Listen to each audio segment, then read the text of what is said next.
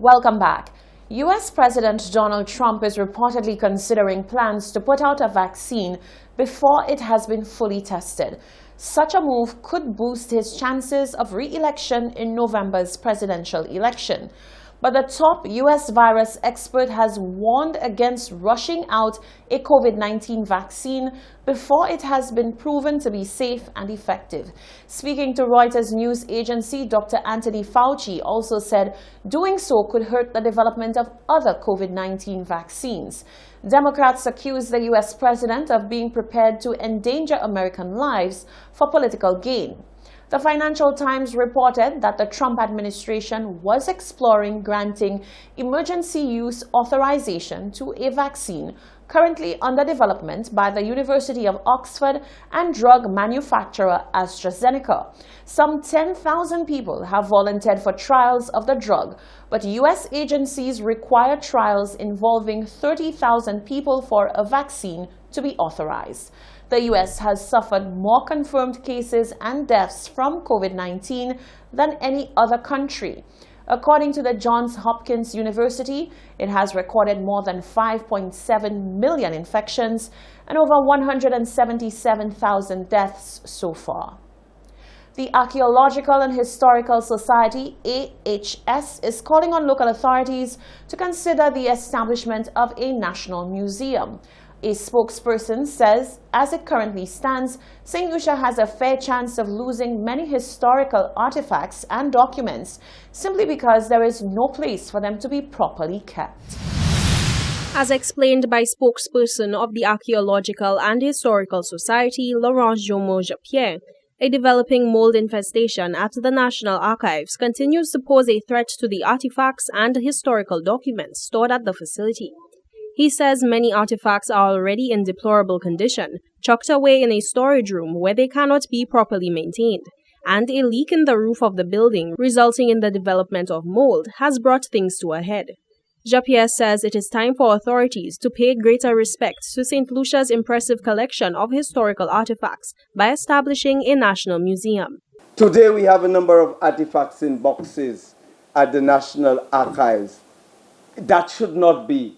It's in bad shape, and it should be in a national museum, properly taken care of. But you need state money to do that. And it's a shame that we are one of the only islands in the entire Caribbean chain without a museum.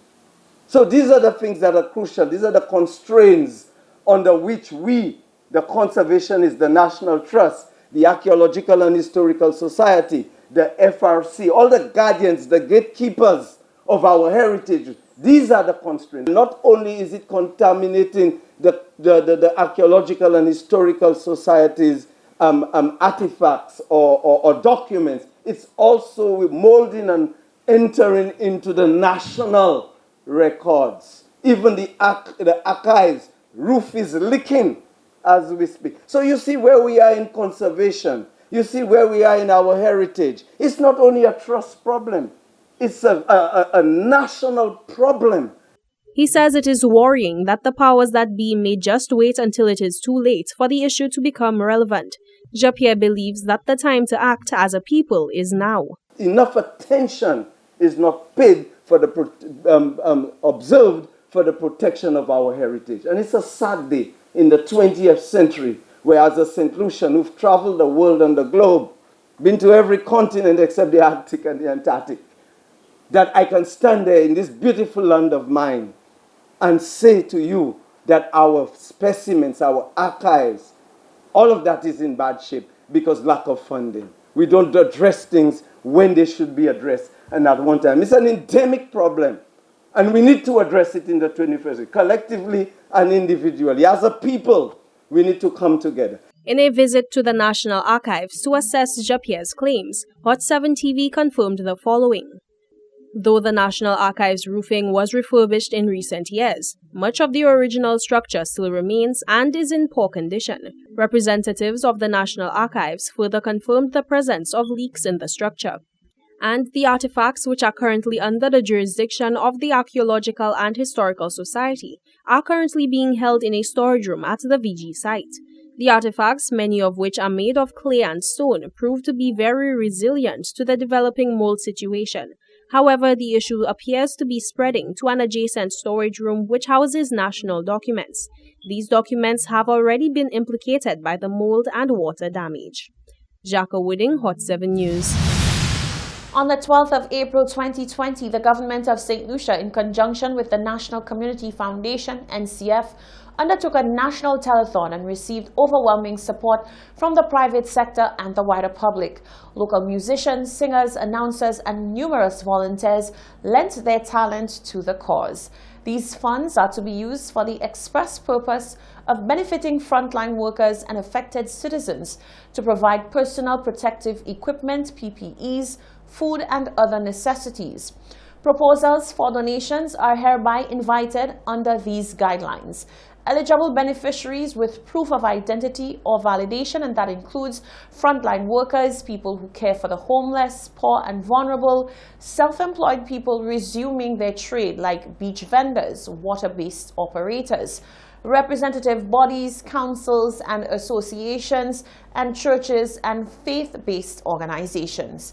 Goods and services to be requested include PPEs like face masks, gloves, gowns, and other necessities like thermal scanners, touchless hand sanitizer dispensers, hand washing sinks and stations, whether permanent or mobile, and even food.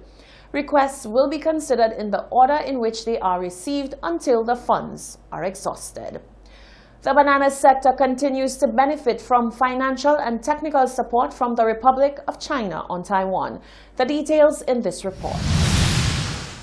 With banana production being negatively impacted due to the COVID-19 pandemic, the governments of St. Lucia and the Republic of China Taiwan, through the Banana Productivity and Improvement Project, continue to provide financial assistance to banana farmers in St. Lucia.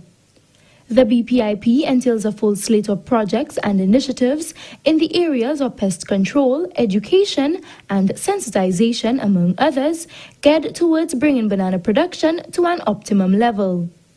The banana industry has an annual turnover in trade of approximately $20 million.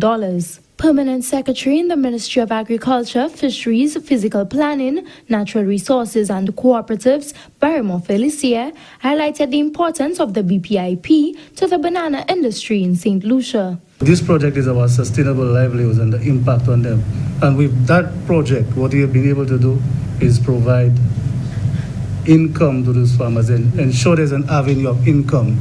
And that income supports the households, that at least 651 households. So you have an avenue for education, an avenue for health, an avenue for personal development and growth. And that's what it does. These farmers themselves employ persons. They employ persons and laborers who themselves have households. So the spin-off is more than 2,000 persons impacted by this project in the banana sector. Acting Minister for Agriculture, Fisheries, Physical Planning, Natural Resources and Cooperatives, Honorable Harold Stanislaus, expressed gratitude to the government of the Republic of China Taiwan for their continuous support.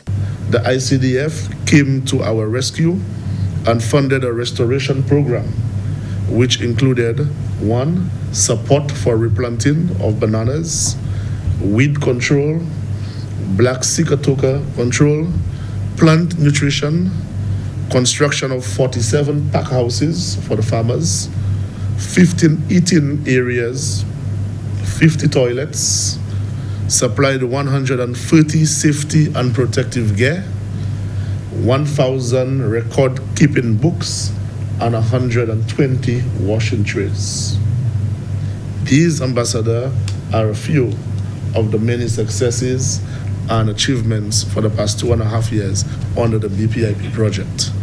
And I must say, Ambassador, this wouldn't be possible without the cooperation, the commitment, the dedication of Mr. Mario Chen and Mr. Wu, who have worked alongside our technical persons in the ministry, alongside Mr. Severin, to achieve this level of success in the industry.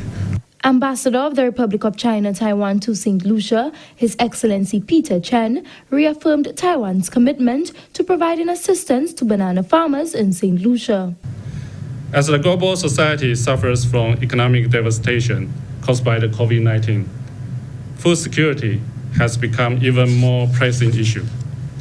In light of this, Taiwan is committed to continue providing assistance to the Banana Productivity Improvement Project.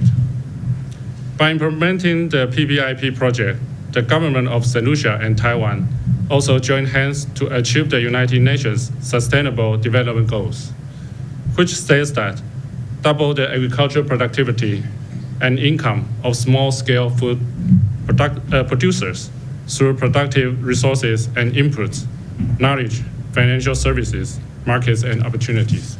The handing-over ceremony took place on Tuesday, August 25th, 2020, at the Ministry of Agriculture. From the Government Information Service, I am Anicia Antoine reporting. You're watching the Hot 7 TV Nightly News. Sports and weather are coming up after the break.